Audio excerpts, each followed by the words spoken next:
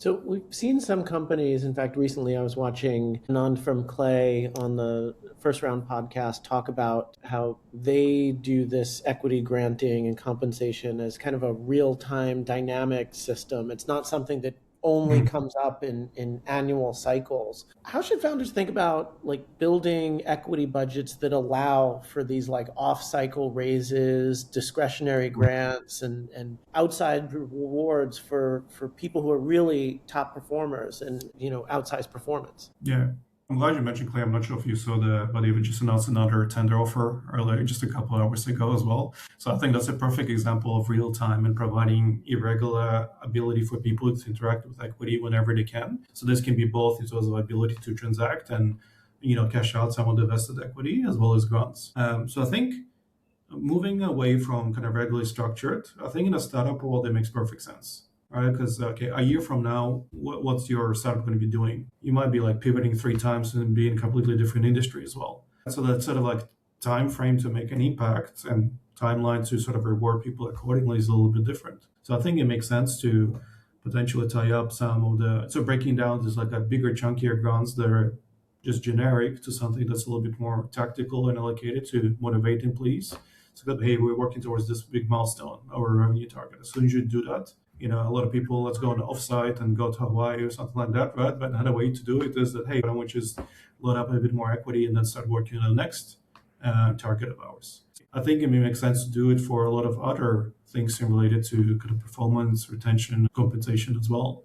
We see some companies just running on quarterly or 6 monthly cycles as well when compensation gets constantly relooked and adjusted, which provides a lot more flexibility, especially for top performers as well. But as always, there's a bit of a balancing act. The more flexibility is like, greater power comes greater responsibility. So the more, randomness or unpredictability there is, the higher chance of like miscommunication or misaligned expectations. Right? Because, for example, if you want to do something quarterly, then all of a sudden you stop because you had a couple bad quarters. As human nature is like, oh, what's wrong? You get used to it as well. Any negative news can have that negative impact between relationship between yourself as a founder and employees as well. So there's just like small nuances to keep in mind. But as a general rule, I think your observation is absolutely fair. It's a good example of so many other companies that trying to move away from kind of standard annual rigid cycles as well, when you kind of have to, follow the specific ranges to something that's a little bit more kind of customized for certain employees. Because you want to ensure that your key employees are happy and motivated and they get rewarded. Is this coming out of a separate pool? Because if I set up all of my bands and my equity budget and all this sort of stuff, and I know how much of a pool that I have, like where are these discretionary offers coming from? And do I have a separate sort of discretionary budget that I sort of intend to grant separate from the regular bands? Yeah, I like to like use the example of like your savings account. You put in some cash away, and then for some people, it's like I have this big chunk of cash, so I'll just use in case something happens. Some people, it's like, okay, I want to put aside something for the car, then the house, and the holiday as well. So I think a lot of founders can think of it this way. And where it comes through, like when you create your first initial pool and start doing this budgeting exercise, and you think about, okay, my current team, my milestones, and also my hiring plans, right? And it's obviously hard to think about 5, 10 years from now. You have no idea what's going to be happening.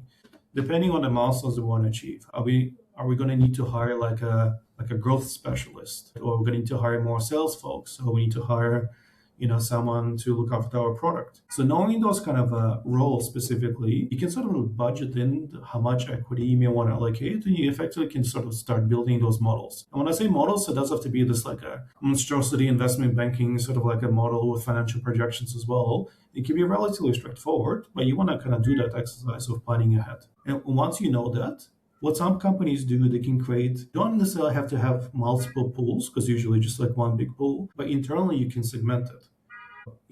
There's like employee share option plan. It could be like a management share option plan, right? So you can leave it for some for like your executives, so top performers, put aside. So this is more like a discretionary. Your main kind of subset of your pool is for your annual grants and those refreshes you're gonna do. You can kind of budget it for the next maybe like 2, 3, 4, 5 can be done, but maybe a little bit trickier, right? And you also have like a little bit of a buffer in case there's like an amazing someone in your network you've known for 10 years, they're amazing, and all of a sudden they're looking for a role and they'll be perfect for your company. You want to get that opportunity, so you have that a little bit. Yeah, so the best way to think of it is like you have a savings account, how are you going to use it? And what are you going to use it for? So I think that's the best, like easiest example of how you want to think about equity and potentially kind of break it down to the different groups. And, another way to also do it is, like if you kind of finance background, so you have your base case, bull case, bear case, right? So you can kind of translate it to hiring. If we're going to hit the goals, we're going to hire more people. So what does it mean? Or for example, if we need to slow down the hiring, right, then there may be more pressure to retain the existing team that